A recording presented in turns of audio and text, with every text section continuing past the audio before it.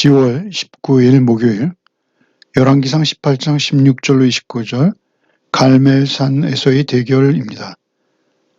이제 엘리야는 바알의 거짓 선지자 450인과 갈멜산에서 대결을 하게 되는 것이죠.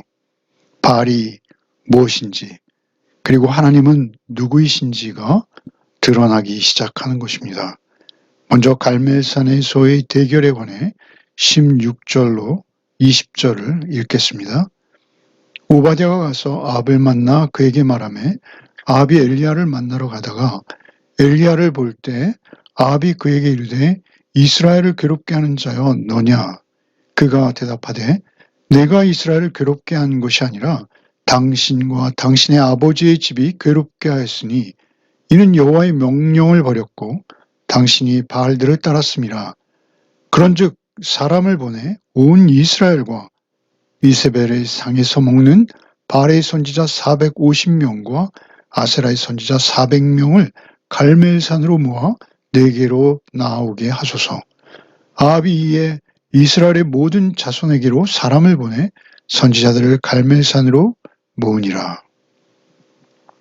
오바댜가 드디어 이제 아합을 만납니다. 그리고 아합을 엘리야에게 데려오는 것이죠. 오바댜는 하나님의 사람으로서 충실히 생명을 걸고 이 일을 이루어내는 것이고요. 그리고 엘리야는 역시 생명을 걸고 아합을 대면하게 되는 것이죠. 그러나 오바댜의 뒤에는 하나님이 계시고 엘리야의 뒤에 역시 하나님이 계신 것입니다. 이들이 담대할 수 있는 것은 그들의 어떠함이 아니라 하나님을 향한 신뢰, 곧 믿음으로부터 비롯되어지는 것이죠. 아합이 엘리야를 볼 때 엘리야를 향해서 아합이 말하죠. 이스라엘을 괴롭게 하는 자여 너냐? 그러니까 엘리야가 이스라엘을 괴롭게 한다는 것이죠. 그것은 나라의 가뭄과 기근의 책임이 엘리야에게 있다라는 것이죠. 일면 이것은 맞는 말입니다. 가뭄을 선언한 것이 엘리야이기 때문에 그렇습니다. 그러나 그것은 엘리야가 하나님으로부터 받은 말씀이요. 하나님께서는 가뭄을 통해서 바알이 우상이라는 점과 하나님만이 참 신이시라는 점을 그들에게 다시 일깨우시기 위한 그러한 과정이 되는 것이죠. 가뭄이 엘리야의 선언에서 시작되었으나 이것은 하나님께서 하시는 일입니다. 만일 아합이 엘리야가 선언하는 그 말의 내용에 주목했다면 아합은 쉽게 이것은 하나님의 일이라는 것을 금세 알 수 있는 내용이죠. 그러나 그는 전혀 막혀 있는 것이죠. 18절에 엘리야가 대답합니다. 내가 이스라엘 괴롭게 한 것이 아니라 당신과 당신의 아버지의 집이 괴롭게 하였으니 아버지의 집, 그 오므리 정권이죠. 오므리 가문이 들었으면서 더욱더 본격적인 우상 숭배가 이스라엘에 발생한 것이죠. 여호와의 명령을 버렸고 당신이 바알을 따랐음이라 라고 엘리야가 대답합니다. 그러면서 엘리야는 한 가지 제안을 하게 되는 것이죠. 19절에 그런즉 사람을 보내 온 이스라엘과 이세벨의 상에서 먹는 바알의 선지자 450명과 아세라 선지자 400명을 갈멜산으로 모아 내게로 나오게 하소서라는 것이죠. 특별히 엘리야가 사람을 보내 온 이스라엘과 이세벨의 상에서 먹는 바알의 선지자 이세벨이라는 이름을 굳이 언급하고 계신 것이죠. 왜 이세벨의 이름을 언급하실까요? 그것은 첫째 아합의 무능을 지적하는 것이죠. 그가 우유부단하여 그의 아내의 말에 이끌리고 있다라는 것이죠. 또한 이세벨의 이름을 드러내는 것은 그의 악함을 고발하는 것이기도 합니다. 이세벨은 이스라엘의 선지자들을 죽였고 그리고 또한 엘리야를 죽이려 하고 있는 것이고요. 앞으로 더욱더 엘리야를 죽이려고 덤비는 그러한 모습을 보게 되는 것이죠. 그 이세벨의 악함, 그리고 이세벨은 그 바알의 선지자 400명과 아세라 선지자 400명, 바알 450명, 아세라 400명, 850명, 상당히 많은 숫자죠. 이들이 모두 그 우상의 선지자들이었다는 것이죠. 그 선지자 학교일 거예요. 이렇게 많은 사람들을 이세벨의 상에서 먹였다는 것은 매 끼니마다 한 상에 둘러앉았다라는 것이 아니라 그들을 후원하고 그들의 의식주를 책임져주고 있었다라는 것이죠. 그렇다면 그들에게 있어서 이미 하나님의 제사장들은 벌써 그 북이스라엘에서는 사라졌습니다만 하나님의 선지자들도 이제는 말라버린 것이죠. 하나님의 음성을 대언할 수 있는 자가 아무도 없는 상태에서 그는 오히려 바알과 아세라의 선지자 850인으로 그 나라를 꽉 채운 것입니다. 20절에 아합이 이에 이스라엘의 모든 자손에게로 사람을 보내 선지자를 갈멜산으로 모으니라. 아합이 엘리야를 본 즉시 체포하고 처형하지 않는 것은 참으로 신기합니다. 어찌되었던 하나님께서 아합을 통해서 그 우상의 선지자들을 갈멜산으로 모으게 하시는 것이죠. 이어지는 21절 이하를 읽겠습니다. 엘리야가 모든 백성에게 가까이 나아가 이르되 너희가 어느 때까지 둘 사이에서 머뭇머뭇하려느냐? 여호와가 만일 하나님이면 그를 따르고 바알이 만일 하나님이면 그를 따를지니라 하니 백성이 한마디도 대답하지 아니하는지라. 엘리야가 백성에게 이르되 여호와의 선지자는 나만 홀로 남았으나 바알의 선지자는 450명이로다. 그런즉 송아지 둘을 우리에게 가져오게 하고 그들은 송아지 한 마리를 택하여 각을 떠서 나무 위에 놓고 불은 붙이지 말며 나도 송아지 한 마리를 잡아 나무 위에 놓고 불은 붙이지 않고 너희는 너희 신의 이름을 부르라. 나는 여호와의 이름을 부르리니 이에 불로 응답하는 신이 그가 하나님이니라. 백성이 다 대답하되 그 말이 옳도다 하니라. 엘리야가 바알의 선지자들에게 이르되 너희는 많으니 먼저 송아지 한 마리를 택하여 잡고 너의 신의 이름을 부르라. 그러나 불을 붙이지는 말라. 그들이 받은 송아지를 가져다가 잡고 아침부터 낮까지 바알의 이름을 불러 이르되 바알이여 우리에게 응답하소서 하나 아무 소리도 없고 아무 응답하는 자도 없으므로 그들이 쌓은 제단 주위에서 뛰놀더라. 정오에 이르러야 엘리야가 그들을 조롱하여 이르되 큰 소리로 부르라. 그는 신인즉 묵상하고 있는지 혹은 그가 잠깐 나갔는지 혹은 그가 길을 행하는지 혹은 그가 잠이 들어서 깨워야 할 것인지 하매 이에 그들이 큰 소리로 부르고 그들의 규례를 따라 피가 흐르기까지 칼과 창으로 그들의 몸을 상하게 하더라. 이같이 하여 정오가 지났고 그들이 미친 듯이 떠들어 저녁 소재에 드릴 때가 이르렀으나 아무 소리도 없고 응답하는 자나 돌아보는 자가 아무도 없었더라. 이제 놀라운 것은 아합이 그 선지자들을 모았다라는 것이죠. 그리고 많은 백성들이 이제 참관인으로 모여든 것입니다. 21절에 엘리야가 모든 백성에게 가까이 나아가 먼저 백성을 향해서 말을 하는 것이죠. 사실 이 대결에 있어서 가장 중요한 부분은 이것입니다. 백성들을 우상으로부터 돌이켜 하나님께로 인도하는 것, 그것이 엘리야 선지자가 가장 원하는 것이요. 하나님께서 그 일을 엘리야에게 맡기신 것이죠. 너희가 어느 때까지 둘 사이에 머뭇머뭇하려느냐? 여호와가 만일 하나님이면 그를 따르고 바알이 만일 하나님이면 그를 따를지니라. 너희는 하나님만 따라야 할 것이다 라고 말하는 것이죠. 어느 때까지 두 사이에서 머뭇머뭇하려느냐. 두 사이라는 건 두 의견 사이라는 것입니다. 그 의미로 번역하면 어느 때까지 두 의견으로 나누어 절뚝거리려느냐 이렇게 번역할 수 있는 것이죠. 그들은 그들 조상 대대로 섬겨왔던 여호와 하나님, 공의와 사랑의 하나님, 그 사랑의 하나님, 은혜의 하나님을 섬길 것인가 아니면 그저 우상을 섬길 것인가 결정해야 한다라는 것이죠. 양다리는 안 된다는 것입니다. 비열한 중립지대는 없다는 것이죠. 뜨겁든지 차갑든지 미지근한 것은 토해버리겠다라고 말씀하시는 것이죠. 이 중립지대는 모두 배교의 지대가 되는 것입니다.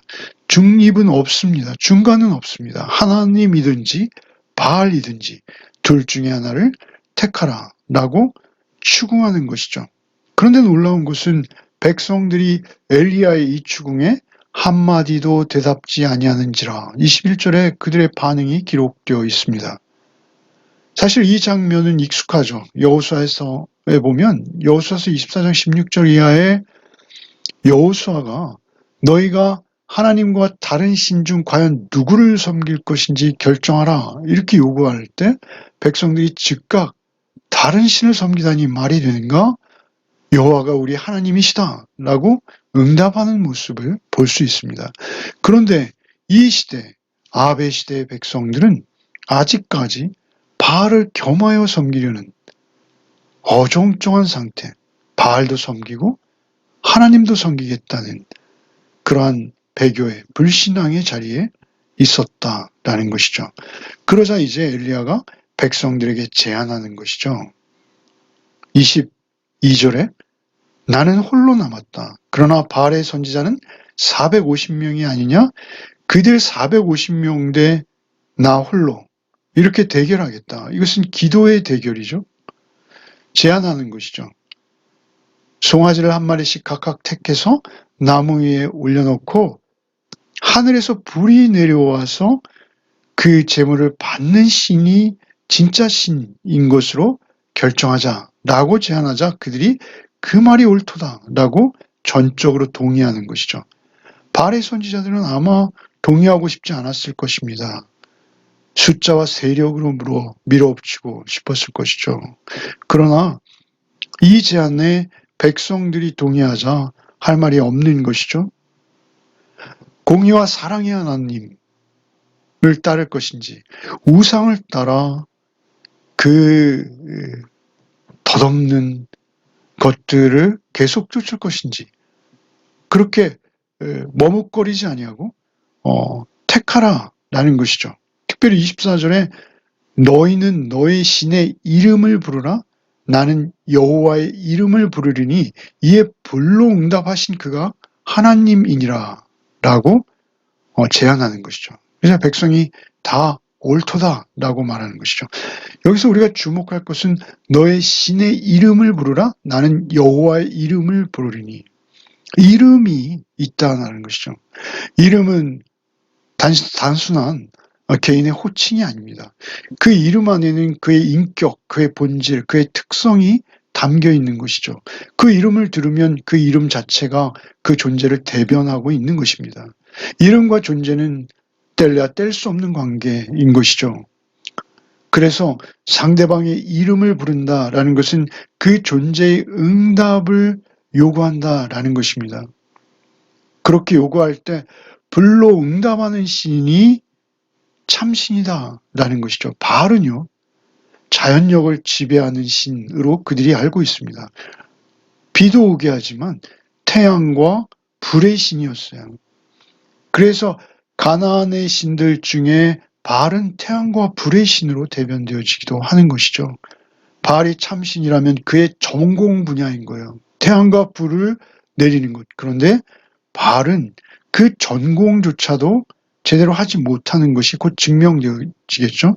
너의 신의 이름을 부르라 나는 여호와의 이름을 부르리니 바알의 이름을 부르라 나는 여호와의 이름을 부르겠다 이렇게 말하지 아니하고 너의 신의 이름을 부르라 나는 여호와의 이름을 부르겠다 이렇게 말하고 있죠. 바알의 이름을 한 번이라도 더 언급하지 않는 것이 엘리야의 모습이죠. 여호와 스스로 계신 분, 우리의 창조주이신 것이죠. 여호와의 이름을 부르리니 이에 불로 응답하는 신이 하나님, 그가 하나님이시니라 라고 제안하자 백성들이 옳도다 했고, 그래서 25절에 이제 송아지 2마리를 가져왔죠. 그러자 엘리야가 너희가 먼저 해라. 우선권을 그들에게 주는 것이죠. 이것은 엘리야의 자신감입니다. 이 자신감은 어디로부터 나옵니까? 지금까지 그와 동행하시고 계시는 하나님, 그 하나님을 신뢰하기에 그가 이런 자신감이 있는 것이죠.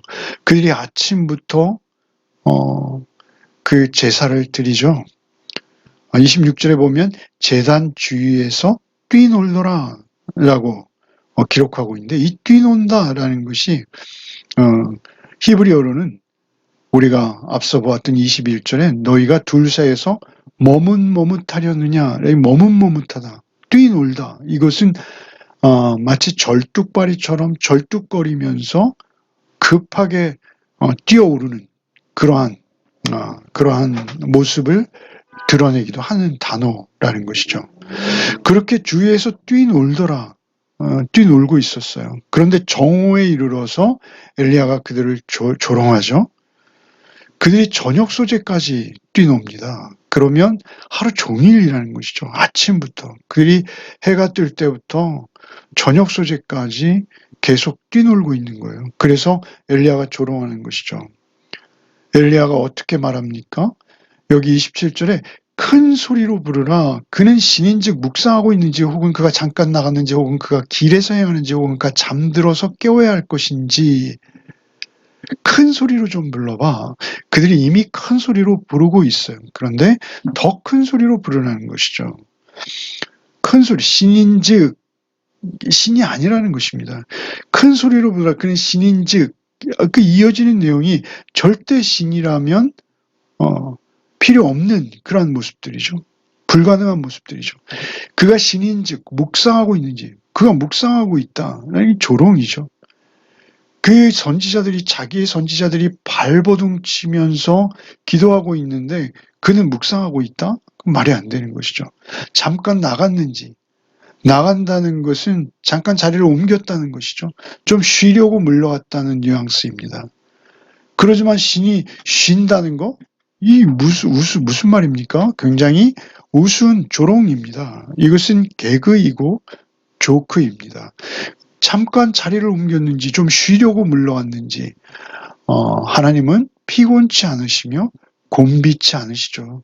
신이잖아요. 그런데 쉬고 있다는 거예요. 길을 행하는지, 여행이라는 의미거든요.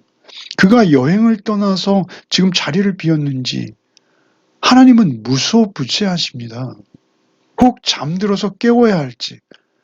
그 지방은, 유대 지방은 무더위로 인해서 한낮에는 잠을 자는 그런 습관이 있습니다. 지금도 그런 규칙이 있죠. 그런데 그러한 습관을 엘리야가 염두에 두고 그들을 조롱하고 있는 것이죠. 성경의 시편과 같은 곳에는 이스라엘을 지키시는 자는 졸지도 주무시지도 아니하신다. 이러한 하나님에 대한 엘리야의 생각들을 정확히 반대로 뒤집어서 그가 그 우상을 조롱하고 있는 것이죠. 그가 이렇게 조롱할 수 있는 것은 하나님을 향한 신뢰를 바탕으로 하는 것입니다. 모두가 하나님께서 이루시는 것이요 하나님께서만 하실 수 있는 것인데 너희들은 그 실체 없는 우상 앞에서 지금 제사를 드리고 뛰놀고 있구나.